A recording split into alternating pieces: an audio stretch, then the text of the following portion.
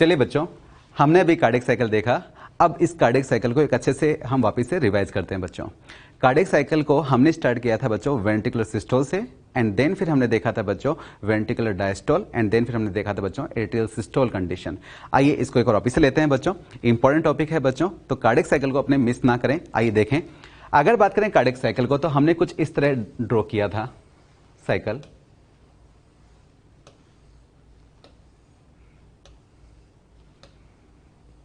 हमने कहा cardiac cycle का ड्यूरेशन होता है बच्चों 0.8 सेकंड का, और इस 0.8 सेकंड को रिप्रेजेंट करने के लिए हमने अपने साइकिल के अंदर 8 पीस किए 0.1 सेकंड के बच्चों। यानी देखो 0.1 second, 0.1 second, 0.1 second, 0.1 second, 0.1 second, 0.1 second, 0.1 second, 0.1 second. तो हमारा बाहर का जो साइकिल है बच्चों वो रिप्रेजेंट करता है एट्रिया के लिए, एंड अंदर का जो साइकिल है वो रिप्रेजेंट करता है वेंट्रिकल्स के लिए बच्चों। हम जानते हैं कि एट्रिया के अंदर सिस्टोल होता है 0.1 सेकंड के लिए बच्चों। कितने के लिए? 0.1 सेकंड के लिए। जबकि वेंट्रिकल के अंदर कॉन्ट्रैक्शन था हमारे पास 0.3 सेकंड के लिए। तो इस 0.3 सेकंड डिनोट करने के लिए मैंने क्या किया, 0.1, 0.1 एंड 0.1 के लिए हमने 3 पीसेस को फिल कर दिया बच्चों। यहां से हमने स्टार्ट किया था हमारा वेंट्रिकुलर सिस्टोल से हमारा कार्डियक साइकिल बच्चों। और हमने बात की थी कि वेंट्रिकुलर सिस्टोल का टारगेट ये है कि ब्लड को क्या करना, बाहर निकालना। बच्चों नाम से समझना बच्चों, हमने स्टार्ट किया वेंट्रिकुलर सिस्टोल बच्चों, और वेंट्रिकुलर सिस्टोल का मतलब है, आप जानते हैं सिस्टोल का मतलब है कॉन्ट्रैक्शन करना। वेंट्रिकल के अंदर कॉन्ट्रैक्शन करवाना है, इसका मतलब क्या है, वेंट्रिकल से ब्लड को बाहर निकलवाना है बच्चों। आप जानते हैं अपने वेंट्रिकल से pulmonary artery and then aorta arise होते हुए दिखाई देती है, और इनको गार्ड करते हुए दिखाई देते हैं सेमिलुनर वॉल्व। हमारा टारगेट ये रहेगा वेंट्रिकल में सिस्टोल करवाने का कि हम इनसे ब्लड को क्या करें, पंप आउट करें बच्चों। अब अगर इनसे ब्लड को बाहर निकलवाना है बच्चों, तो हमारा एक एनिमी है, ये है हमारे पास एवी वॉल्व। एवी वॉल्व को क्लोज करवाना जरूरी है। क्यों? अगर एवी वॉल्व क्लोज नहीं होंगे तो ब्लड कहां चला जाएगा, हमारे एट्रिया के अंदर। हम ये नहीं चाहेंगे। तो हमारे ये एवी वॉल्व जो हैं या फिर कस्पिड वॉल्व जो हैं वो बंद होने चाहिए बच्चों, एंड हमारे कौन से ओपन होने चाहिए, सेमिलुनर वॉल्व ओपन होने चाहिए बच्चों। आइए एक रीडिंग देते हैं बच्चों। अगर बात करें वेंट्रिकुलर सिस्टोल की, तो इसके लिए कौन रेस्पॉन्सिबल होगा बच्चों हमारे पास, तो AV node, bundle of His and Purkinje fibre, ये क्या करवाएंगे बच्चों, हमारे वेंट्रिकल्स के अंदर कॉन्ट्रैक्शन जो है कोज करवाएंगे।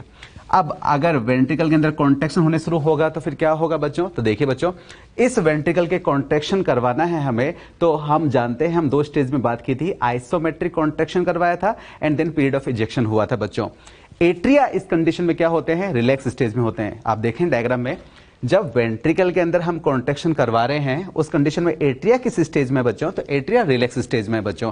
तो यहां पर ये लिख रहा है कि कॉन्ट्रैक्शन हो रहा है वेंट्रिकुलर मसल में इनके कारण से, एंड देन हमारा एट्रिया जो है वो किस स्टेज में है बच्चों, रिलैक्स स्टेज के अंदर है। यानी कि एट्रिया के अंदर ब्लड क्या हो रहा होगा, इस समय फिल किया जा रहा होगा।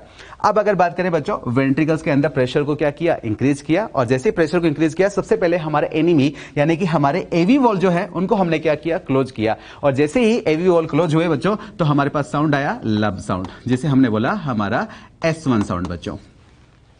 इसी के साथ हमने बात करी बच्चों हमारे semilunar valve during period of ejection, वो क्या कर दिए गए, ओपन कर दिए गए, एंड देन हमने ब्लड को बाहर की तरफ एओर्टा के थ्रू क्या करना शुरू कर दिया, एओर्टा एंड पल्मोनरी आर्टरी के थ्रू बाहर पंप करना शुरू कर दिया बच्चों। इसके बाद हमारे पास स्टेज आती है बच्चों वेंट्रिकुलर डायस्टोल, एंड आप जानते हैं बच्चों डायस्टोल का मतलब होता है हमें रिलैक्स करवाना है, और रिलैक्स कराने का टारगेट ये है कि वेंट्रिकल्स के अंदर वापस से क्या करनी है, फिलिंग करनी है बच्चों। अब देखो फिर से बात करते हैं, वेंट्रिकल्स के अंदर हमें ब्लड की क्या करनी है बच्चों, फिलिंग करनी है। और अगर इसके अंदर ब्लड को भरना है बच्चों, तो इसके लिए हमें एओर्टा एंड हमारी पल्मोनरी आर्टरी जो है इनको क्या करना पड़ेगा, बंद करना पड़ेगा सेमिलुनर वॉल्व के थ्रू बच्चों। यानी कि हमारा टारगेट ये रहेगा अब की बार सेमिलुनर वॉल्व को क्लोज करना बच्चों। एंड देन हम जानते हैं कि ब्लड आएगा कहां से, तो हमारे एट्रिया से आएंगे। तो इसका मतलब हमारे एवी वॉल्व जो है यानी कि ट्राइकस्पिड एंड बाइकस्पिड वॉल्व जो है वो क्या हो जाने चाहिए, ओपन हो जाने चाहिए। तो देखिए बच्चों, अगर बात करें वेंट्रिकुलर डायस्टोल की बच्चों, तो वेंट्रिकल अब क्या होने शुरू होते हैं बच्चों, रिलैक्स होने शुरू होते हैं। इसमें भी अपने 2 पॉइंट रखेंगे, मेनली हमारा आइसोमेट्रिक रिलैक्सेशन, और हम बात करेंगे हमारे पास यहां पर बढ़ता हुआ रैपिड इनफ्लो जो कि जॉइंट डायस्टोल का पार्ट है, एंड हम बात करते हैं डायस्टेसिस स्टेज की यहां पर। तो आइए डिटेल में देखते हैं। अगर बात करें वेंट्रिकुलर डायस्टोल की, तो वेंट्रिकल अब रिलैक्स होने स्टार्ट होंगे, और जैसे ही वेंट्रिकल रिलैक्स स्टार्ट होंगे तो वेंट्रिकल के अंदर प्रेशर क्या होगा, डिक्रीज होगा बच्चों।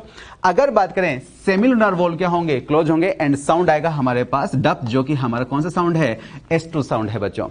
अगर बात करें एट्रियल प्रेशर के कारण से आर्ट्रियोवेंट्रिकुलर वॉल्व जो है वो क्या हो जाएंगे, ओपन हो जाएंगे बच्चों। एंड जैसे ही ओपन हो जाएंगे तो blood now once again moves freely कहाँ की तरफ, वेंट्रिकल्स की तरफ बच्चों। तो ये है हमारा वेंट्रिकल डायस्टोल। अब जो ब्लड की फिलिंग की बात की थी बच्चों, तो वो हमने बात की थी जॉइंट डायस्टोल स्टेज के अराउंड होते हुए दिखाई देगा बच्चों। आप याद करो, जॉइंट डायस्टोल की अगर बात करें हम,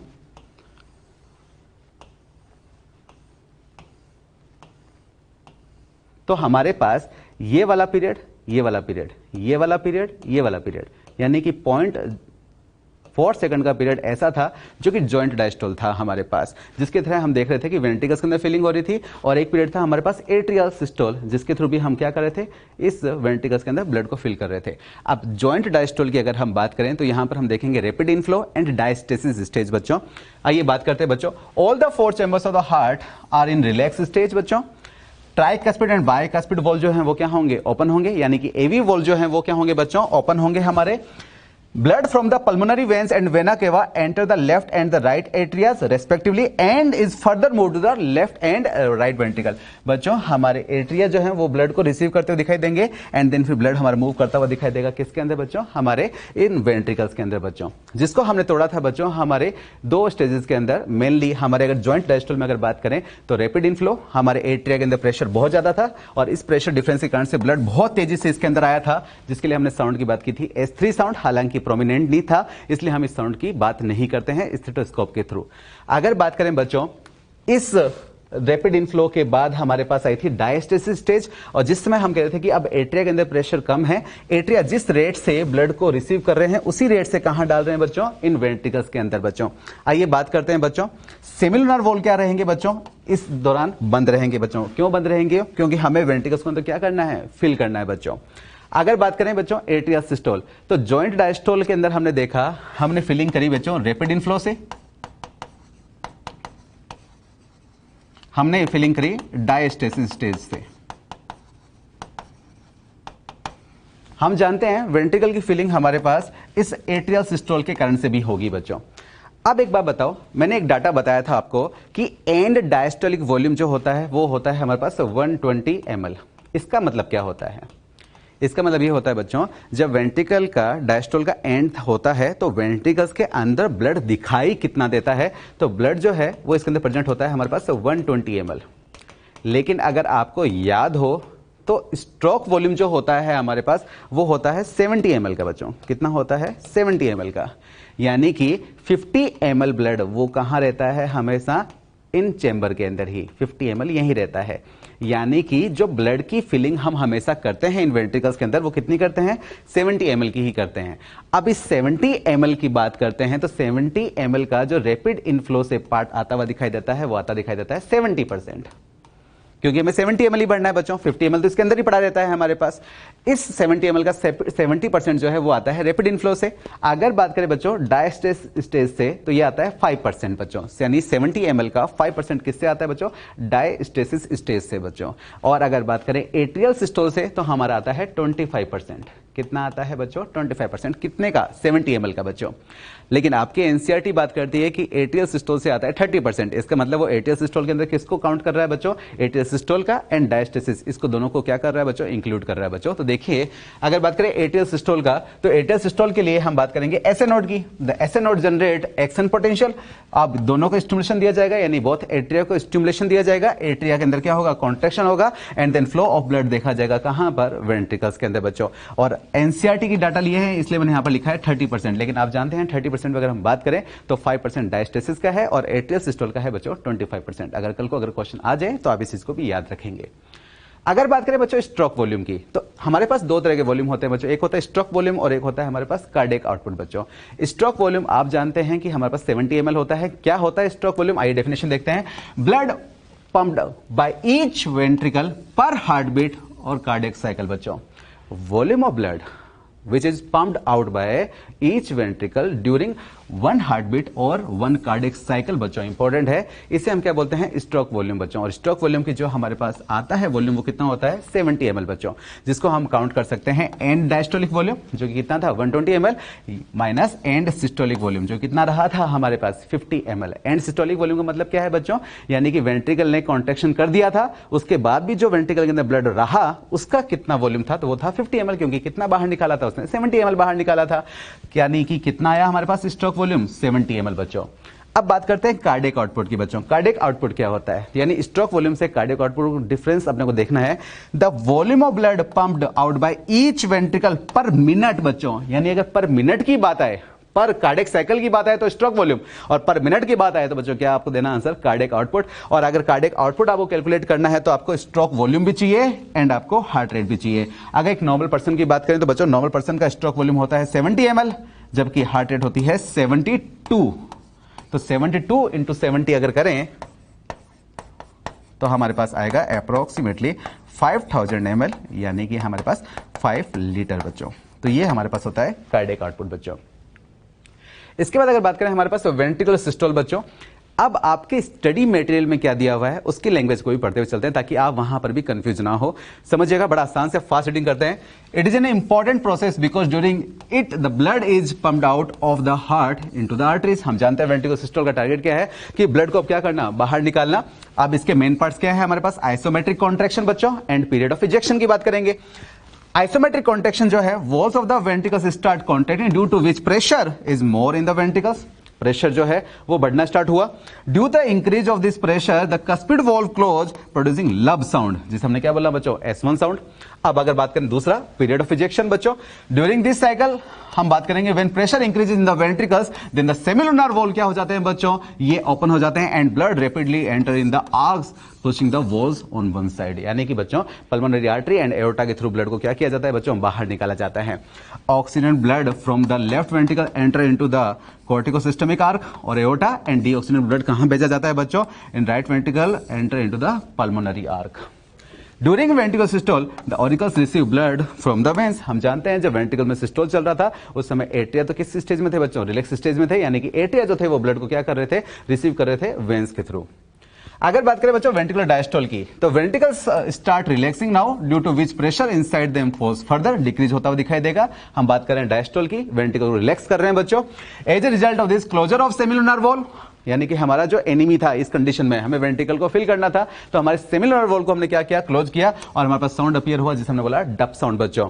is heard onset of the ventricle diastole, यानी कि बच्चों वेंट्रिकल सिस्टोल के स्टार्टिंग में जो साउंड आता है वो होता है लब, और जबकि वेंट्रिकल डायस्टोल के स्टार्टिंग में जो साउंड आता है बच्चों दैट इज डप साउंड बच्चों। ये याद रखना है, वेंट्रिकल सिस्टोल जब हुआ था तो कौन से वॉल बंद हुए थे बच्चों, तो एवी वॉल बंद हुए थे, जबकि वेंट्रिकल डायस्टोल के समय कौन से वॉल बंद हुए थे बच्चों, सेमिलुनर वॉल जो थे वो क्या हुए थे, बंद हुए थे बच्चों।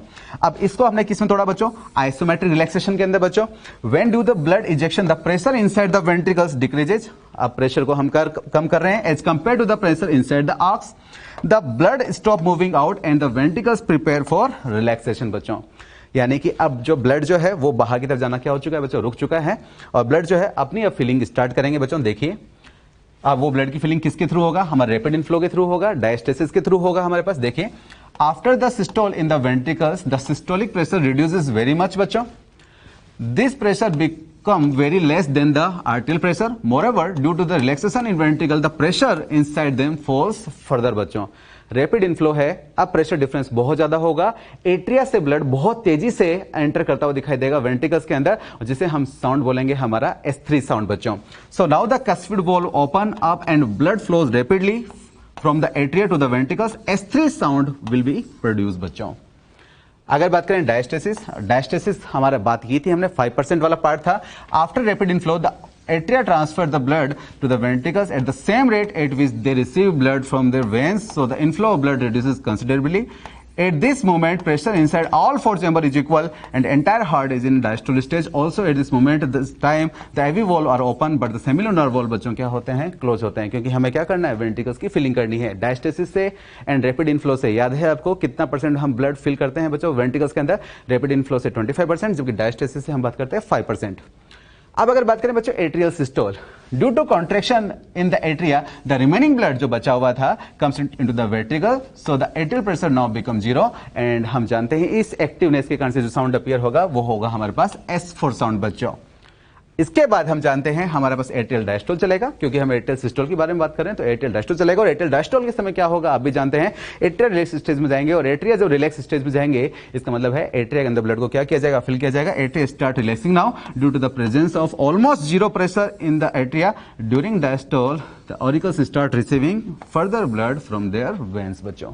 तो बच्चों जो हमने इनिशियली समझा था उसी को हमने थ्योरी में देखा है बच्चों। तो आप वो इनिशियल जो समझा था उसको याद रखिएगा बच्चों एंड थ्योरी के अंदर उसको कोरिलेट करने की कोशिश कीजिएगा बच्चों। अब अपने पास दो साउंड आई थी बच्चों, एक आई थी हमारे पास लब साउंड और एक आई हमारे पास डब साउंड बच्चों। तो इसके बारे में कुछ कुछ बातें याद रखनी है, इसके लिए कई बार क्वेश्चन बनते भी हैं आपके लिए। During each cardiac cycle 2 prominent sounds are produce. Total होती है हमारे पास 4 साउंड है बच्चों, S1, S2, S3 and S4 बच्चों। आप जानते हैं S1 किसके कारण से आती है, तो हमारे एक वेंटिकुलर सिस्टोल जब स्टार्ट हुआ था तो उस समय हमने किनको बंद किया था, एवी वॉल को, तो उसके कारण से आया था लब साउंड। इसके बाद हमने जब वेंटिकुलर डायस्टोल स्टार्ट किया था तो हमारे सेमिलुनर वॉल क्लोज किए गए थे, उसके कारण से आया था डब साउंड। इसके बाद S3 और S4 साउंड बच्चों, S3 रैपिड इनफ्लो के कारण से था और S4 हमारे एट्रिया सिस्टोल के कारण से था हमारे पास। लेकिन जो प्रोमिनेंट सुनाई देते हैं वो होता है S1 और S2 जो स्टैंडर्ड फॉर्म में हमने दिए हैं, लब एंड हमारा डब साउंड बच्चों। उसके बारे में हम बात कर रहे हैं बच्चों, जिनको हम स्टेथोस्कोप से सुनते हैं बच्चों। अब लब एंड डब के लिए आपको याद रखने कुछ कुछ पॉइंट बच्चों, वो देखिए। लब के लिए हम देखते हैं इंटेंसिटी और टाइम के बीच में जो हमने ग्राफ बनाया, तो देखिए लब और डब में कंपेयर किया जाए तो लब की इंटेंसिटी क्या होगी बच्चों, कम होगी।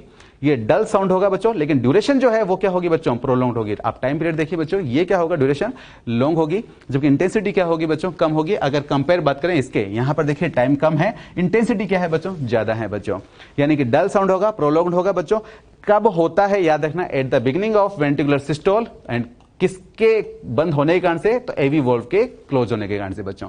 यही क्वेश्चन बनते हैं, अपने को इन क्वेश्चंस को याद रखना है। अगर बात करें बच्चों सेकंड हार्ड साउंड बच्चों, हमारा डब साउंड है बच्चों, तो याद रखना इंटेंसिटी ज्यादा है, शार्प है, शॉर्ट टाइम पीरियड के लिए होता है, हाई पिच होता है बच्चों, at the beginning of ventricular diastole and किसके बंद होने के कारण से, तो caused by closure of semilunar valve बच्चों। तो हमने कार्डियक साइकिल के अंदर ही पढ़ लिया था, लेकिन आपकी स्टडी मटेरियल में गिवन है तो आपको एक रीडिंग देनी है इसकी बच्चों।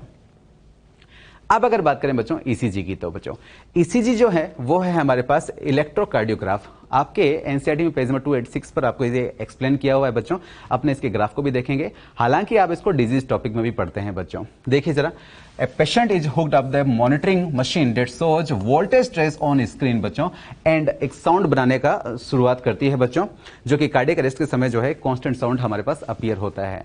अगर बात करें this type of machine electrocardiograph, यानी कि जो मशीन होती है बच्चों वो होती है इलेक्ट्रोकार्डियोग्राफ बच्चों।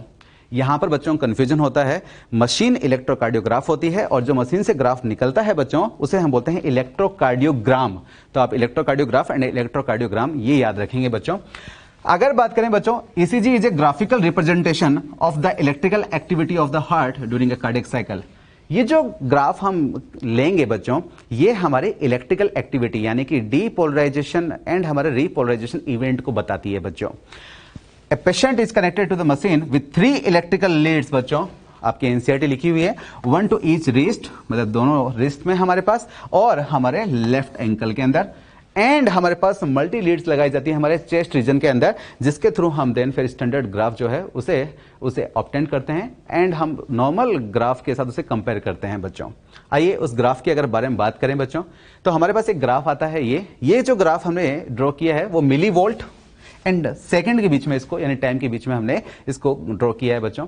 आप देखें बच्चों, यहां पर हमारे पास जो वेव है, एक तो है हमारे पास पी वेव, एक है हमारे पास क्यूआरएस कॉम्प्लेक्स एंड एक है हमारे पास टी वेव बच्चों।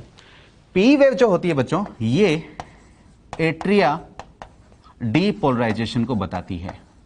समझिएगा बच्चों, मैं एट्रिया सिस्टोल के बारे में बात नहीं कर रहा हूं, मैं एट्रिया डीपोलराइजेशन के बारे में बात कर रहा हूं। इसी तरह क्यूआरएक्स जो कॉम्प्लेक्स बनता है हमारे पास, वो बताता है हमारे वेंट्रिकल डीपोलराइजेशन के बारे में, एंड जो हमारी टी वेव बनती है ये बताती है हमारे वेंट्रिकल रीपोलराइजेशन के बारे में। यानी बच्चों, ये जो हमारे पास पीक बनती हुई आती है, जैसे कि पी वेव बनी, हमारे पास क्यूआरएस कॉम्प्लेक्स बना और टी वेव बनी बच्चों, ये क्या बताती हैं, ये पीरियड जो होता है वो हमारे एक कार्डियक साइकिल का होता है, हमारे एक हार्ट बीट का होता है बच्चों। यहां पर पी जो डिनोट करता है वो किसको बताता है, एट्रिया डीपोलराइजेशन को, क्यूआरएक्स बताता है वेंट्रिकुलर डीपोलराइजेशन को, जबकि हमारा टी वेव बताता है बच्चों वेंट्रिकुलर रीपोलराइजेशन को। आमतौर पर बच्चा इसको रिसेंबल कर लेता है वेंट्रिकुलर एंड एट्रिया के सिस्टोल और डायस्टोल से। बच्चों वहां नहीं करना है, उस चीज को समझिएगा बच्चों। जैसे अगर हम बात करें इस पी के साथ बच्चों, देखिए ये पी जो है ये डीपोलराइजेशन को बता रहा है एट्रिया के, लेकिन एट्रिया का सिस्टोल जो है वो कहीं यहां पर जाते हुए, बीच में जाते हुए स्टार्ट होता हुआ दिखाई देगा बच्चों, एंड देन फिर एट्रिया सिस्टोल हमें चलता हुआ दिखाई देगा काफी लंबे समय तक। आप देखें बच्चों डीपोल हमने यही एंड कर दिया, लेकिन एट्रिया सिस्टोल चलता हुआ दिखाई दिया बच्चों। एंड देन आप देखें क्यूआरएस कॉम्प्लेक्स बनना स्टार्ट हुआ, तो डीपोल वेंट्रिकल का स्टार्ट हो गया, लेकिन वेंट्रिकल का सिस्टोल कॉन्ट्रैक्शन स्टार्ट होता हुआ दिखाई देगा कहीं यहां बीच में बच्चों। एंड देन फिर वो वेंट्रिकल का सिस्टोल जो चलता हुआ दिखाई देगा वो हमें चलता हुआ दिखाई देगा यहां टी वेव के एंड तक, जैसे कि आपकी एनसीईआरटी कहती है कि टी वेव का जो एंड होता है वो वेंट्रिकल के सिस्टोल को मार्क करता है। अब बच्चा यहां इसके साथ कंफ्यूजन हो जाता है बच्चों, तो ये वेंट्रिकल के डीपोलराइजेशन को बता रहा है। वेंट्रिकल के अंदर सिस्टोल कहीं यहां मिड से स्टार्ट हुआ एंड चलता हुआ एंड होता हुआ दिखाई देगा यहां तक कहीं हमारे पास। एंड इसके बाद हमारा जो ये टी वेव स्टार्ट होती है ये हमारे वेंट्रिकल के रीपोलराइजेशन को इनिशिएट होते हुए बताती है, लेकिन वेंट्रिकल का रिलैक्सेशन स्टार्ट होगा बच्चों इसके बाद हमारे पास। बात समझ में आ रही है? जैसे ही हमारा सिस्टोल जो यहां स्टार्ट हुआ था वो खत्म होता है, एंड होता है, उसके बाद हमारा वेंट्रिकल रिलैक्सेशन स्टार्ट होगा। इसका मतलब ये है बच्चों, ये हमारे इलेक्ट्रिकल एक्टिविटी यानी हमारे डीपोलराइजेशन हमारे रीपोलराइजेशन को डिनोट करती है बच्चों। ये सिस्टोल एंड हमारे डायस्टोल को एग्जैक्ट नहीं बताती है बच्चों। इस ग्राफ के थ्रू हम बच्चों हमारे हार्ट के एनलार्जमेंट, हार्ट की वेरियस एबनॉर्मलिटीज बच्चों ये बता पाते हैं हम कि क्या प्रॉब्लम हो सकती है हमारे हार्ट के अंदर बच्चों। साथ ही साथ अगर बात करें बच्चों इसकी थ्योरी में अपने पास क्या गिवन है, तो आइए देखिए बच्चों। Each peak in the ECG is identified with the letter from P to T, हम बात करते हैं P, QRS and T correspond to a specific electrical activity of the heart बच्चों। The P wave represent the electrical excitation or depolarization of the atria, आगे पढ़िए बच्चों, which leads to the contraction of both the atria, यानी वो बताती किसको है बच्चों, डीपोलराइजेशन, जो कि आगे बढ़ते हुए यानी कि लीड करते हुए दिखाई देगी बच्चों किसको, कॉन्ट्रैक्शन एट्रिया के बच्चों। The QRS complex represent the depolarization of the ventricles which initiate the ventricular contraction, हालांकि स्टार्ट हो जाएगा डीपोलराइजेशन, लेकिन हम जानते हैं वेंट्रिकल कॉन्ट्रैक्शन जो है वो बाद में स्टार्ट होगा। The contraction start shortly after Q and marks the beginning of the systole and the T waves represent the return of the ventricles from excited to the normal state, जिसे हम बोलेंगे repolarization stage. And आगे पढ़िए बच्चों, the end of the T wave marks the end of systole, यानी कि बच्चों जहां पर टी वेव एंड हुई थी वहां पर वो क्यूआरएस कॉम्प्लेक्स में जो वेंट्रिकल का डीपोलराइजेशन चला था जिसके कारण से वेंट्रिकल के अंदर सिस्टोल स्टार्ट हुआ था, वो टी वेव के एंड तक जाते हुए हमें अब खत्म होते हुए दिखाई देगा। एंड देन उसके बाद हालांकि टी वेव जो थी वो वेंट्रिकल के रीपोलराइजेशन के लिए थी यानी रिलैक्स के लिए थी, जहां पर हमारे पास अब एंड होता हुआ दिखाई देता है वेंट्रिकल का सिस्टोल टी वेव के एंड में, वहां से फिर रिलैक्सेशन स्टार्ट होता हुआ दिखाई देगा। यानी कि आपको इतना याद रखना है कि ये डीपोल रीपोल को डिनोट करते हैं बच्चों, ना कि ये कंफर्टेबली बता पाते हैं सिस्टोल एंड हमारे डायस्टोल को बच्चों। अब एक चीज और याद रखनी है बच्चों, bye counting the number of QRS complex बच्चों। आप जानते हैं क्यूआरएस जो कॉम्प्लेक्स बना था वो बना था बच्चों वेंट्रिकल के सिस्टोल के लिए बच्चों, यानी वेंट्रिकल के डीपोलराइजेशन के लिए। अब वेंट्रिकल का जो डीपोलराइजेशन है हम जानते हैं वो प्रोमिनेंट है हमारे पास, वेंट्रिकल की मस्कुलेचर जो है हम जानते हैं वो सबसे ज्यादा थिक होती हैं, यानी क्यूआरएस कॉम्प्लेक्स जो है वो हमें बहुत इजीली अपीयर हो जाएगा। एंड इस क्यूआरएस कॉम्प्लेक्स को हम काउंट करके हमारी हार्ट बीट जो है हम वो क्या कर सकते हैं बच्चों, डिटरमाइन कर सकते हैं। तो ये पॉइंट दिया हुआ है आपके एनसीईआरटी के अंदर, आपको इनकी एक रीडिंग देनी है, हालांकि आप इसे डिटेल में पढ़ते हैं डिजीज के अंदर बच्चों। अब बात करते हैं बच्चों ब्लड प्रेशर की बच्चों। ब्लड प्रेशर क्या होता है, तो अगर बात करें ब्लड प्रेशर की, तो जैसे ही हमारा हार्ट जो है वो पुश करता है एक फोर्स के साथ ब्लड को, वो ब्लड आर्टरीज की वॉल पे कितना प्रेशर लगाता है वो होता है हमारा ब्लड प्रेशर बच्चों। समझिएगा मेरी बात, अगर क्लिनिकल लेवल पे चलें तो हम सिस्टमिक सर्कुलेशन के अंदर अपने ब्लड प्रेशर को मेजर करना चाहते हैं। अब सिस्टमिक सर्कुलेशन के लिए कौन सा वेंट्रिकल हमारे पास होता है, तो left ventricle. Left ventricle aorta के अंदर ब्लड को क्या करता है बच्चों, फोर्सफुली पुश करता है बच्चों। जैसे ही लेफ्ट वेंट्रिकल के अंदर कॉन्ट्रैक्शन होगा यानी लेफ्ट वेंट्रिकल के अंदर सिस्टोल होगा, तो फिर एओर्टा के अंदर हमारा ब्लड जो है एक फोर्स से डाला जाएगा। अब ये जो ब्लड फोर्स से डाला जाता है ये आर्टरी की वॉल पर कितना प्रेशर डालता है, इसे हम बोलते हैं बच्चों ब्लड प्रेशर बच्चों। अब ये जो है हमारा लेफ्ट वेंट्रिकल के, अगर हम इस कॉरेस्पॉन्डिंग के बारे में बात कर रहे हैं तो लेफ्ट वेंट्रिकल के अंदर जब सिस्टोल हो रहा था तो कितना प्रेशर था, इसे हम बोलते हैं सिस्टोलिक प्रेशर। एंड जब लेफ्ट वेंट्रिकल रिलैक्स स्टेज में थे यानी कि डायस्टोल स्टेज में थे, तो उस समय हमारे ब्लड के अंदर यानी आर्टरीज के अंदर कितना प्रेशर दिखता है वो कितना होता है, उसे हम बोलते हैं बच्चों डायस्टोलिक प्रेशर बच्चों। आइए एक रीडिंग देते हैं। अगर बात करें बच्चों ब्लड प्रेशर की, तो blood pressure is the pressure exerted by the flowing blood on the elastic wall of arteries. ये दो तरह का होता है बच्चों, सिस्टोलिक प्रेशर यानी कि जब लेफ्ट वेंट्रिकल, हम क्लिनिकल लेवल बात करें बच्चों, हालांकि हमारा राइट वेंट्रिकल भी पल्मोनरी आर्टरी के अंदर क्या करेगा, ब्लड को फोर्सफुली पुश करेगा बच्चों, लेकिन हम मेजर करते हैं हमारे सिस्टमिक सर्कुलेशन के लिए। जो हमारा पास पंपिंग प्रेशर है हमारा लेफ्ट वेंट्रिकल का, हम देखते हैं वो कहलाता है systolic pressure. It is the higher limit of blood pressure that shows the state of heart यानी systole contraction stage. For men this limit is normal, अगर बात करें बच्चों तो 120 mm/Hg का ये प्रेशर होता है बच्चों। जबकि हम बात करें डायस्टोलिक प्रेशर यानी कि रेस्टिंग प्रेशर, यानी कि हमारे वेंट्रिकल जब रिलैक्स स्टेज के अंदर है तब कितना प्रेशर होता है ब्लड वेसल्स के अंदर। तो diastolic is the lower limit of BP that shows the state of heart relaxation, यानी कि हम बात करें एक्सपेंशन की, यानी कि हम बात करें बच्चों डायस्टोल स्टेज की। फॉर मेन यानी कि नॉर्मल पर्सन के लिए वो कितना होता है बच्चों, 80 mm/Hg, यानी कि सिस्टोलिक प्रेशर होता है बच्चों 120 mm/Hg एंड डायस्टोलिक प्रेशर कितना होता है बच्चों, 80 mm/Hg बच्चों। आइए बच्चों, अगर इस ब्लड प्रेशर के बारे में बात करें तो इसके लिए जो हमारे पास ये जो इंस्ट्रूमेंट होता है इसे बोलते हैं स्फिग्मोमेनोमीटर बच्चों। इस स्फिग्मोमेनोमीटर को आपने डॉक्टर्स को या फिर डॉक्टर्स के बाहर जो स्टाफ बैठा होता है उसको आपने यूज करता हुआ देखा होगा, जिसके अंदर हमारे पास एक तो ये कफ होती है जिसको नॉर्मली ब्रेकियल आर्टरी जो होती है उसके अराउंड रैप किया जाता है बच्चों, इसलिए लपेटा जाता है। एंड हमारे पास एयर को फोर्स करने के लिए हमारे पास यहाँ पर एक बल्ब होता है एंड हमारा प्रेशर जो है उसको मेजर करने के लिए हमारे पास यहाँ पर पैरामीटर लगा होता है बच्चों। क्या होता है बच्चों, डॉक्टर क्या करता है या फिर जो स्टाफ होता है वो क्या करता है, इस ब्रेकियल आर्टरी के ऊपर की तरफ यानी कि हमारे इस आर्म के ऊपर की तरफ ये कफ जो है वो उसको लपेटता है बच्चों। एंड इस समय हमारे लिम्ब जो है उसको रेस्टिंग स्टेज पे यानी टेबल पे कहीं रखवाता है ताकि हार्ट एंड ब्रेकियल आर्टरी की लोकेशन जो है वो सेम लेवल पर रहे हमारे पास। इस समय हम देखते हैं बच्चों जब इस आर्टरी के ऊपर, ब्रेकियल आर्टरी के ऊपर जब इसको लपेटा जाता है, इसके बाद इस बल्ब के थ्रू बच्चों हम क्या करते हैं, प्रेशर को बढ़ाते हैं बच्चों। एंड ये प्रेशर हम इतना इंक्रीज करते हैं जितना नॉर्मल प्रेशर होता है। हम जानते हैं नॉर्मल प्रेशर होता है 120 mm/Hg, तो उससे ऊपर की तरफ हम प्रेशर क्या करते हैं, इसके ऊपर डालते हैं बच्चों। एंड जब इससे ऊपर जैसे 30 या 40 mm/Hg का प्रेशर इसके ऊपर डालते हैं बच्चों तो क्या होगा, हमारी ब्रेकियल आर्टरी क्या हो जाएगी बच्चों, कंप्रेस हो जाएगी। एंड कंप्रेस हो जाएगी तो ब्लड फ्लो क्या हो जाएगा बच्चों, रुक जाएगा। अब क्या करता है वो स्टाफ या डॉक्टर, इस इन्फ्लेशन स्टेज में लेकर आता है, यानी इसको वापस क्या करता है, इसको रिलीज करता है, इस प्रेशर को रिलीज करता है। आपने कोई नॉब देखी होगी, इस नॉब को वापस क्या करता है बच्चों, रिलीज करता है। प्रेशर को वापस क्या करता है, कम करने की शुरुआत करता है। एंड जैसे ही प्रेशर कम होगा तो आप जानते हैं एक प्रेशर ऐसा आएगा जैसे ही ब्लड फ्लो क्या हो जाएगा, स्टार्ट हो जाएगा। जैसे ही वो ब्लड फ्लो स्टार्ट होगा एक साउंड आएगा और उस साउंड को सुनने के लिए डॉक्टर क्या करता है, वो स्टेथोस्कोप को इस कफ के नीचे की तरफ प्लेस करता है ऑन द अपर, इस ब्रेकियल आर्टरी के ऊपर। एंड जैसे ही वो साउंड आना शुरू हो जाता है वो हमारा सिस्टोलिक प्रेशर होगा। अब क्या करेगा, वो प्रेशर जो है वो साउंड जैसे ही अपीयर हुआ उसे नोट कर लिया जाता है। अब धीरे धीरे क्या होगा बच्चों, वो साउंड जो है डिसअपीयर होगा क्योंकि अब हमारा हार्ट एक टाइम पर रिलैक्स स्टेज में भी आएगा। एंड जैसे ही वो साउंड डिसअपीयर होता है वैसे ही हमारा दूसरा प्रेशर जो है वो नोट कर लिया जाता है, वो हमारा क्या होगा, डायस्टोलिक प्रेशर होगा। कुल मिला के आपको जो याद रखना है वो याद रखना है कि सिस्टोलिक प्रेशर होता है नॉर्मल पर्सन का 120 mm/Hg, जबकि हमारा डायस्टोलिक प्रेशर होता है बच्चों 80 mm/Hg। और जो इंस्ट्रूमेंट इसके लिए यूज किया जाता है वो होता है स्फिग्मोमेनोमीटर बच्चों। आइए एक रीडिंग देते हैं। The instrument by which we can measure BP is called sphygmomanometer बच्चों। In man BP is measured in the brachial artery of arm और इन रेडियल आर्टरी बच्चों। Normal BP of a healthy person is 120/80 mm/Hg, इससे से denote किया जाता है बच्चों। हमारा जो फर्स्ट वैल्यू लिखी जाती है वो होती है सिस्टोलिक एंड जो सेकंड वैल्यू जो होती है बच्चों वो होती है डायस्टोलिक वैल्यू बच्चों। एज के साथ हम देखते हैं बच्चों बीपी इंक्रीज होता हुआ दिखाई देता है। इसका रीजन ये है बच्चों, जो आर्टरीज होती हैं उनके अंदर स्टिफनेस आनी शुरू हो जाती है, वो नॉन कंप्लायंट हो जाती हैं बच्चों, लेस कंप्लायंट हो जाती है। यानी उनके कारण से जो प्रेशर यहाँ पर उनके ब्लड के ऊपर लगता है वो अब क्या है, कम है। तो हमारे ब्लड प्रेशर जो है वो हम देखते हैं इंक्रीज होता हुआ।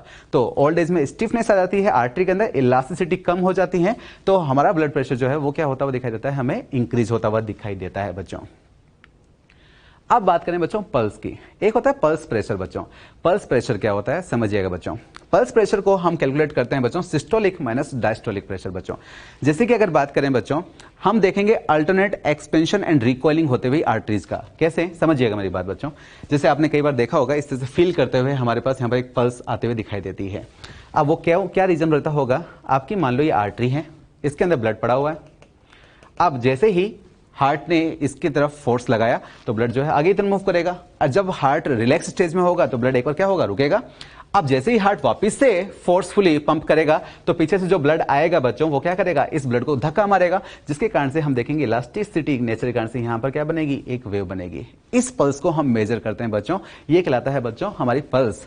अगर बात करें पल्स कितनी होती है, पल्स प्रेशर कितना होता है हमारे पास, तो सिस्टोलिक माइनस डायस्टोलिक प्रेशर जो होता है वो होता है पल्स प्रेशर। आप जानते हैं सिस्टोलिक होता है 120 mmHg, जबकि डायस्टोलिक होता है बच्चों 80 mmHg। तो हमारा पल्स प्रेशर कितना आ जाएगा, 120 माइनस 80 यानी कि 40 mmHg। याद रखिएगा, अगर मैं एक क्वेश्चन बनाऊं आपसे कि systolic pressure, diastolic pressure and pulse pressure का रेशो क्या होगा, तो आपको याद रखना है, क्या रेशो बताएंगे आप इसका, यानी 3:2:1 बच्चों। तो ये रेशो भी ऐसा क्वेश्चन बन सकता है। अगर बात करें, आइए रीडिंग देते हैं। The pulse is failed in the radial artery present in the wrist of a man, it is also failed in the artery of neck region. बच्चों जहां पर आर्टरी हमें सुपरफिशियल मिलेगी, जहां पर बार नॉर्मली आप जानते हैं आर्टरी जो है वो डीप होती है बच्चों, तो जहां पर सुपरफिशियल मिलेगी वहीं तो हम इस प्रेशर को क्या कर पाएंगे, फील कर पाएंगे, इस पल्स को हम फील कर पाएंगे बच्चों। The graph of pulse of an artery is marked by an instrument that is called sphygmograph. याद रखना बच्चों, स्फिग्मोग्राफ बच्चों। Pulse pressure is the pressure difference which generate a pulse, और वो क्या होता है बच्चों, सिस्टोलिक माइनस डायस्टोलिक प्रेशर बच्चों। अब बात करते हैं बच्चों, अगर प्रेशर नॉर्मल से ज्यादा हो जाए तो उसे क्या बोलते हैं हम, हाइपरटेंशन। इसी तरह अगर प्रेशर अगर कम हो जाए नॉर्मल से तो इसे हम क्या बोलेंगे बच्चों, हाइपोटेंशन। हाइपरटेंशन बच्चों हम नॉर्मली बोलते हैं high BP, high blood pressure. आपने नॉर्मली अपनी लाइफ में सुना होगा कि हाई ब्लड प्रेशर का पेशेंट है यानी वो हाइपरटेंशन का पेशेंट है। इसी तरह लो ब्लड प्रेशर का पेशेंट है यानी कि वो हाइपोटेंशन का पेशेंट है बच्चों। आइए समझते हैं बच्चों, it is also called high blood pressure. Hypertension और high blood pressure is the occurrence of systolic arterial pressure of more than 140 mmHg। Normally कितना होता है बच्चों, 120 mmHg। अगर कंटिन्यूसली अगर ये 140 mmHg से ऊपर बना हुआ है, एंड डायस्टोलिक प्रेशर जो है बच्चों वो भी ज्यादा है हमारे नॉर्मल वाले डायस्टोलिक प्रेशर से। नॉर्मल डायस्टोलिक प्रेशर कितना था, 80 mmHg। अगर 90 mmHg से भी कंटिन्यूसली वो ज्यादा बना हुआ है तो हम कहते हैं कि वो पेशेंट किसका है, हाइपरटेंशन का पेशेंट है बच्चों। हाइपरटेंशन जो है बच्चों वो दो टाइप की होती है, प्राइमरी और सेकेंडरी बच्चों। समझिएगा जरा, आपके स्टडी मटेरियल में गिवन है। प्राइमरी जो होती है हम देखते हैं मेनली पेशेंट्स होते हैं वो प्राइमरी इस बीपी के होते हैं, प्राइमरी हाइपरटेंशन के होते हैं बच्चों। प्राइमरी का जो कोज होता है वो अनआइडेंटिफाइबल होता है बच्चों, यानी हम उसे आइडेंटिफाई नहीं कर सकते उसका कोज क्या है बच्चों। वो आइदर जेनेटिकली हो सकता है बच्चों, वो आइदर अननोन रीजन के कारण से हो सकता है। लेकिन जो सेकेंडरी होता है बच्चों, सेकेंडरी सोर्स हम पता लगा सकते हैं, यानी कि हो सकता है वो एल्डोस्टेरोन के ज्यादा होने के कारण से हुआ। आप जानते हैं अगर एल्डोस्टेरोन ज्यादा आना शुरू हो जाएगा यानी क्या करवाएगा, वो ब्लड का वॉल्यूम इंक्रीज करवा देगा। कैसे, सोडियम को रिटेंशन को बढ़ाकर। आप जानते हैं वो डीसीटी वाले सेगमेंट पे काम करता है, और एल्डोस्टेरोन जब सोडियम को रिटेन करवाएगा तो पीछे की तरफ वाटर का मूवमेंट भी होगा एंड बॉडी वॉल्यूम बढ़ेगा और ब्लड प्रेशर क्या होगा, बढ़ेगा बच्चों। इसी तरह अगर हम बात करें, अगर किडनी के अंदर अगर इरेगुलरिटी चल रही होगी तो किडनी भी क्या रिलीज करना शुरू कर देती है, रेनिन, और रेनिन के कारण से भी हम देखते हैं ब्लड प्रेशर बढ़ना शुरू हो जाता है। तो अगर कॉज जो है वो नॉन है तो हम कहते हैं वो सेकेंडरी हमारा ब्लड प्रेशर है, यानी कि हाइपरटेंशन का रीजन है हमारे पास। High blood pressure must be managed. क्यों भाई, हाई ब्लड प्रेशर को क्यों कंट्रोल करना जरूरी है, इसका रीजन आप भी जानते हैं। अगर ब्लड प्रेशर बहुत ज्यादा होना शुरू हो गया तो हमारी जो स्मॉल आर्टरीज होंगी वो रप्चर होने के चांसेस हो जाएंगे, और अगर वो रप्चर होना शुरू हो जाएंगे तो उसके कारण से क्लोट बनने शुरू हो जाएंगे बच्चों, एंड वो कंडीशन जो है वो हमारी बॉडी के अंदर एबनॉर्मलिटी लेकर आएंगी। आइए पढ़ते हैं, आपके स्टडी मटेरियल में क्या दिया हुआ है। एक्सेसिव हाई ब्लड प्रेशर से 220-120 mmHg बच्चों, आप देखिए लिमिट देखिए, 220 जो है हमारा सिस्टोलिक प्रेशर एंड 120 जो है वो हमारा diastolic pressure is dangerous as it may cause haemorrhages in different part of the body, causes blindness due the optic arteries. जैसे कि आप सोचें, जो आई के अंदर हमारे पास न्यूट्रिएंट देने के लिए, ऑक्सीजन देने के लिए जाती हैं ऑप्टिक आर्टरी, अगर उनके अंदर रप्चरनेस हो जाए, उनके अंदर क्लोट बन जाए तो फिर न्यूट्रिएंट्स एंड ऑक्सीजन की सप्लाई नहीं होगी, यानी कहीं ना कहीं ब्लाइंडनेस हो सकती है। या फिर हम इसको इस तरह से देखें कि जैसे ब्रेन के अंदर अगर मान लो उस एरिया के अंदर जहां पर ऑप्टिक नर्व क्रॉस करती है, यानी ऑप्टिक नर्व जो है वो प्रोसेसिंग करवाती है इमेज फॉर्मेशन को, अगर वहां कहीं हमारे पास सेरेब्रल स्ट्रोक हो गया है, यानी वहां कहीं हिमोरेजिया की कंडीशन हो गई है, यानी वहां कहीं आर्टरी को डैमेज हो गई है, तो उसके कारण से वो इमेज प्रोसेसिंग भी नहीं हो पाएगी, तो हमारा एक बार क्या हो सकता है, ब्लाइंडनेस कंडीशन आ सकती है बच्चों। इसी तरह नेफ्राइटिस बात करें बच्चों, रीनल आर्टरी, रीनल आर्टरी के अंदर भी हम देखते हैं अगर ब्लड प्रेशर बहुत ज्यादा है तो हम देखेंगे वहां पर फिल्ट्रेशन जो है उसके अंदर एबनॉर्मलिटी आनी शुरू हो जाती है। एंड अगर वहां पर फिल्ट्रेशन के अंदर एबनॉर्मलिटी आनी शुरू हो जाएगी तो बच्चों क्या होगा, आप जानते हैं वहां पर फिर वेस्ट मटेरियल जो है वो एक्यूमुलेट होने शुरू हो जाएंगे और उसके कारण से फिर रीनल फेलियर कंडीशन आनी शुरू हो जाती है, इन्फ्लामेशन प्रोसेस स्टार्ट हो जाएंगे, नेफ्राइटिस की कंडीशन आनी शुरू हो जाएगी। या फिर हम बात करें बच्चों ब्रेन स्ट्रोक और सीवीए यानी कि cerebrovascular accident due to rupturing of cerebral artery, यानी कि हमारे ब्रेन की तरफ जो आर्टरी जो न्यूट्रिएंट्स या ऑक्सीजन लेके जाती थी अगर उनके अंदर जो है बच्चों रप्चर हो जाए, वो डैमेज हो जाए due to high blood pressure बच्चों, तो उसके कारण से क्या होगा, वहां पर क्लोट बन जाए। एंड अगर क्लोट बन गया तो फिर फ्रेश न्यूट्रिएंट्स एंड ब्लड की सप्लाई जो है, ऑक्सीजन की सप्लाई नहीं हो पाएगी, तो हम वो बोलते हैं बच्चों सेरेब्रल स्ट्रोक के कारण से बच्चों। यानी कि हाइपरटेंशन जो है वो बहुत सारे हमारे पास एबनॉर्मलिटी जो है वो कॉज कर सकता है, डेंजरस कंडीशन ला सकता है बच्चों, तो इसलिए इसको मैनेज करना क्या हो जाता है बच्चों, जरूरी हो जाता है। अगर बात करें बच्चों हाइपोटेंशन की, हाई ब्लड प्रेशर की बात की थी, यानी नॉर्मल प्रेशर से अगर ज्यादा हो जाए तो उसे बोला था हमने हाई ब्लड प्रेशर, जिसे हमने बोला था हाइपरटेंशन। अगर नॉर्मल ब्लड प्रेशर से कम हो जाए तो इसे हम बोलते हैं बच्चों हाइपोटेंशन कंडीशन बच्चों। It is also called low blood pressure.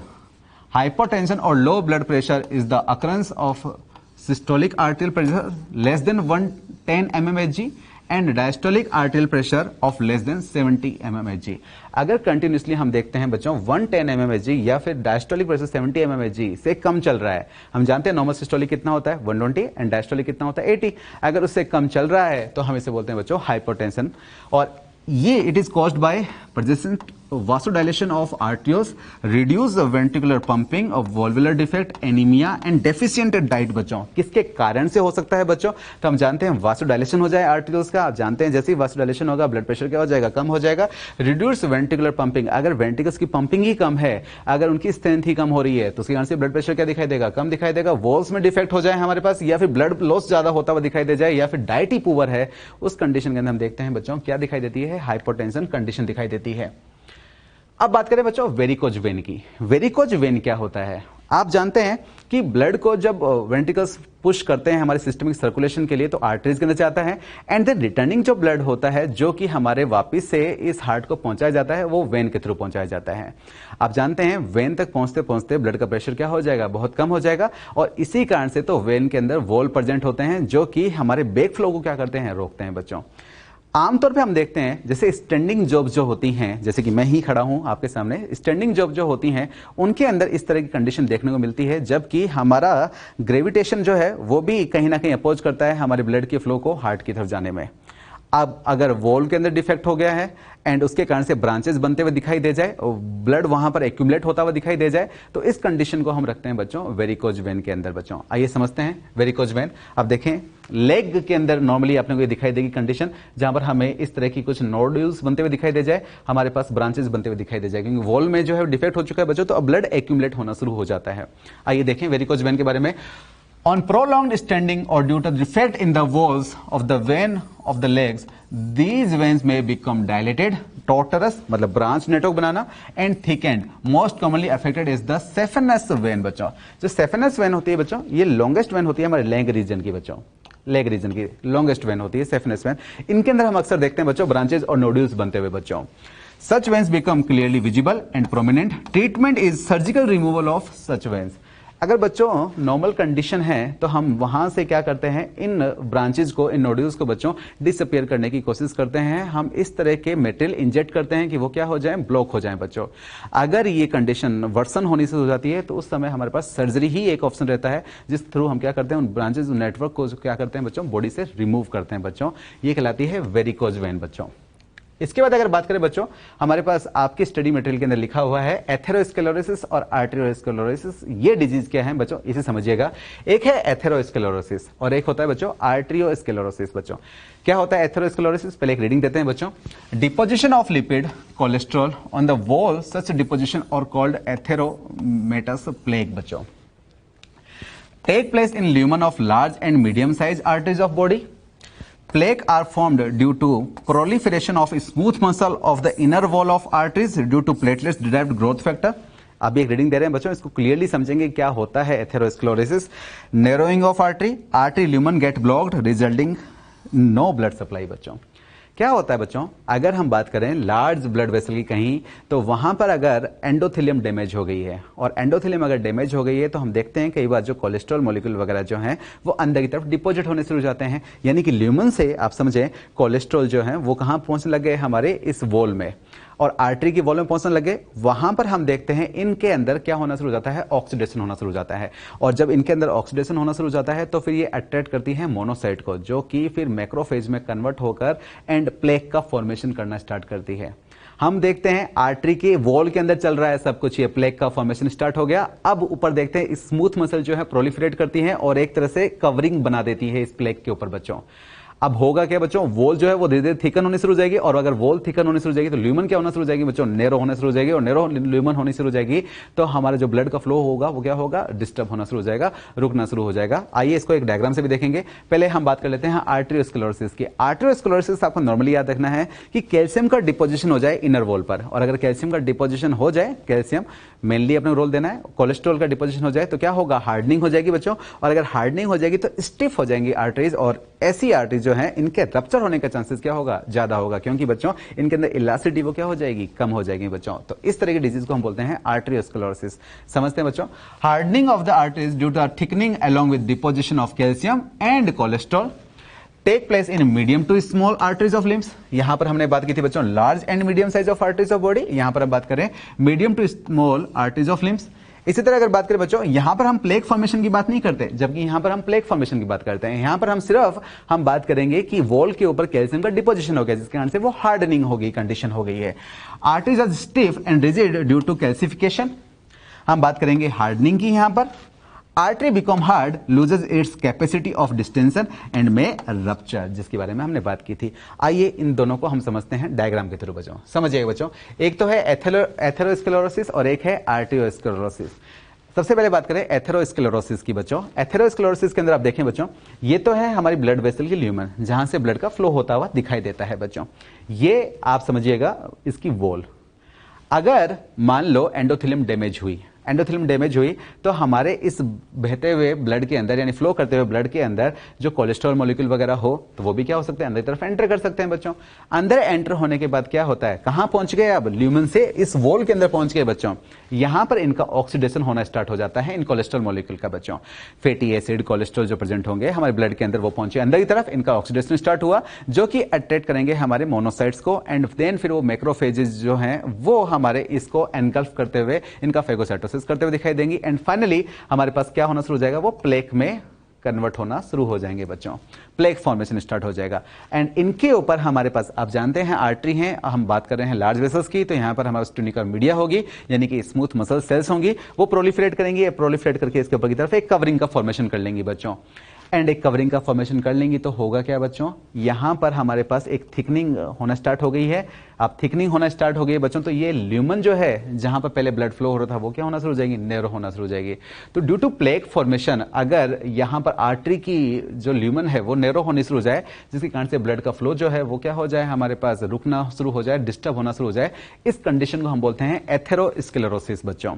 एक तरह से थ्रोम्बस क्लोट की तरह काम कर रहा है बच्चों, एक ही जगह बना, स्टैटिक था, एंड धीरे धीरे क्या होता जा रहा है, बड़ा होता जा रहा है बच्चों। और कई बार ऐसा भी होता है कि यहां से कोई प्लेक जो है वो ब्लड के फ्लो में आ निकला एंड बाहर की तरफ मूवमेंट करता हुआ दिखाई देता है, जो कि एम्बोलस क्लोट का भी क्या कर सकता है, काम कर सकता है। तो प्लेक फॉर्मेशन के कारण से हमारी ल्यूमन जो है वो नैरो हो जाए, इसे बोलेंगे एथेरोस्क्लेरोसिस।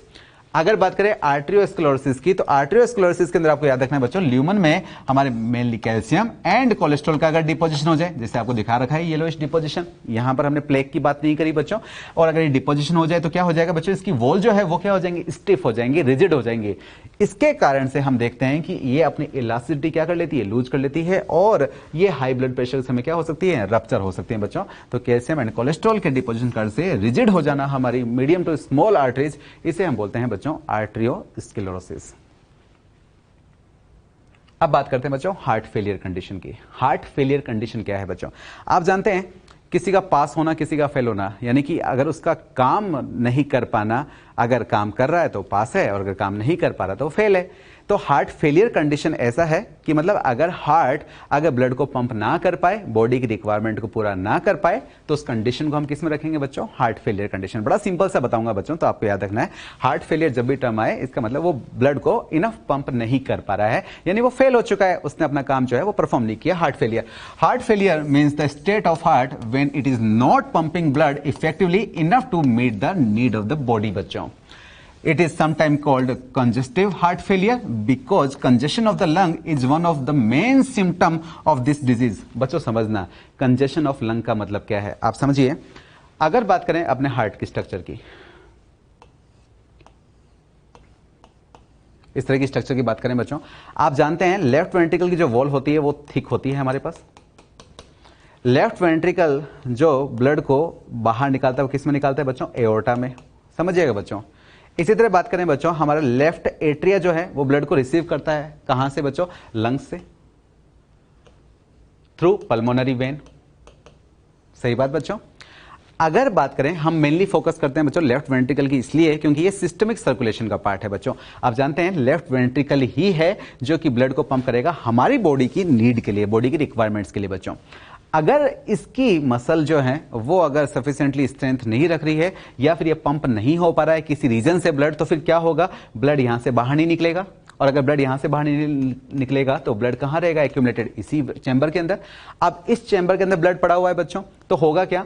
जो हमारे लंग्स से अब प्योर कर ऑक्सीजनेटेड करके ब्लड जो इस एट्रिया में डाला जाता है लेफ्ट एट्रिया से, और लेफ्ट एट्रिया से कहां पहुंचाना है उसको? फाइनली लेफ्ट वेंट्रिकल के अंदर। तो लेफ्ट वेंट्रिकल से तो ब्लड पहले ही बाहर नहीं निकला, अब क्या हो रहा है? लेफ्ट एट्रिया के अंदर ब्लड पड़ा रहने लगेगा, और धीरे धीरे ये जो ब्लड का जो प्रेशर है, ये बेक प्रेशर जो है वो कहां पर इफेक्ट दिखाता हुआ दिखाई देगा बच्चों? लंग्स के अंदर। अब लंग्स की कैपिलरीज जो है उसके थ्रू हम देखेंगे कि फ्लूइड जो है वो एल्वुलाई के अंदर भरना शुरू हो चुका है। तो एल्वुलाई के अंदर ब्लड का या फिर फ्लूइड का फिलिंग स्टार्ट हो जाए तो फिर क्या होगा? रेस्पिरेटरी सरफेस एरिया कम हो जाएगा, तो फिर ब्रीदिंग में प्रॉब्लम आनी शुरू हो जाएगी। तो कंजेशन ऑफ लंग बोलते हैं बच्चों इसे। बात समझ में आ रही है? तो कंजेशन ऑफ लंग अगर होना शुरू हो जाए, ब्रीदिंग में प्रॉब्लम होनी शुरू हो जाए, तो हो सकता है उसका रीजन क्या हो? हमारा हार्ट फेलियर भी हमारे पास। तो यही लिख रहा है, it is sometime called congestive heart failure because congestion of the lungs is one of the main symptom of this disease बच्चों। Heart failure is not the same as cardiac arrest. Cardiac arrest का मतलब ये होता है कि heart beat जो है वो नहीं हो रही है, यानी बीटिंग जो है वो इरेगुलर हो गई है, यानी कि हम बात करते हैं बच्चों इलेक्ट्रिकल एक्टिविटी की, अगर वो नहीं हो रही है तो हम इसे बोलते हैं कार्डियक अरेस्ट बच्चों। तो आप हार्ट फेलियर को कार्डियक अरेस्ट की तरह मत काउंट कीजिएगा बच्चों, यानी कि हमारा हार्ट जब स्टॉप कर ले बीटिंग करना तो उसे बोलते हैं बच्चों कार्डियक अरेस्ट, या फिर इसे हार्ट अटैक भी नहीं कहेंगे बच्चों। हार्ट अटैक क्या होता है? जबकि हमारी जो हार्ट की मसल की जो ब्लड की सप्लाई होती है वो इनएडिक्वेट हो जाती है, मतलब कि एडिक्वेट ब्लड की सप्लाई नहीं मिलती है, यानी जितनी डिमांड होती है ब्लड की, हार्ट की मसल्स को भी तो डिमांड चाहिए बच्चों ब्लड की, उसको भी तो न्यूट्रिशन चाहिए, उसको भी तो ऑक्सीजन चाहिए ताकि वो क्या कर सके? पंप कर सके। अगर डिमांड ज्यादा है एंड सप्लाई नहीं मिल पा रही है, हम देखते हैं हार्ट अटैक कंडीशन आनी शुरू हो जाती है। When the heart muscle is suddenly damaged by an inadequate blood supply, उस कंडीशन में हम बोलते हैं बच्चों हार्ट अटैक बच्चों। तो आपका हार्ट फेलियर क्या है? कि ब्लड को पंप ना कर पाना। इसके बाद बात करते हैं बच्चों हार्ट ब्लॉक की बच्चों। हार्ट ब्लॉक में अपने को किस पर फोकस करना है? एवी नोड पर। देखिए कैसे, when AV node get damage, focus करना बच्चों एवी नोड पर बच्चों। So contraction do not reach up to ventricles, this event is called heart block. आप जानते हैं बच्चों एवी नोड के बाद हमारे पास एवी बंडल ब्रांचेस, जिसे आप बंडल ऑफ हिज भी बोलते हैं, एंड देन फिर पुरकिंजे फाइबर जो कि वेंट्रिकल्स के मस्कुलेचर के अंदर कॉन्ट्रैक्शन के लिए रेस्पॉन्सिबल होते हैं। अगर एवी नोड डैमेज हो गया तो यानी कि वेंट्रिकल्स जो हैं वो कॉन्ट्रैक्शन नहीं कर पाएंगे, इस कंडीशन को हम बोलते हैं बच्चों हार्ट ब्लॉक बच्चों।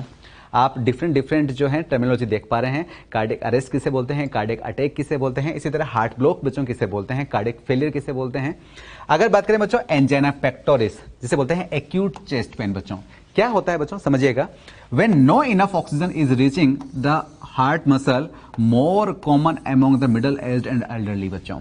होता क्या है बच्चों, अगर हार्ट की मसल की जो डिमांड है उसके लिए हमारे पास ऑक्सीजन जो है वो नहीं मिल पा रही है, यानी कि हमारे पास ऑक्सीजन की सप्लाई जो है वो इनफ नहीं है, तो उसके कारण से जो यहाँ की मसल्स के अंदर जो पेन फील होना स्टार्ट होगा उसे हम बोलते हैं एंजाइना पेक्टोरिस। जो चेस्ट की इस मसल्स में यहाँ पर चेस्ट में जो हमें यहाँ पर पेन फील होना शुरू होगा, इस कंडीशन को बोलते हैं बच्चों एंजाइना पेक्टोरिस बच्चों।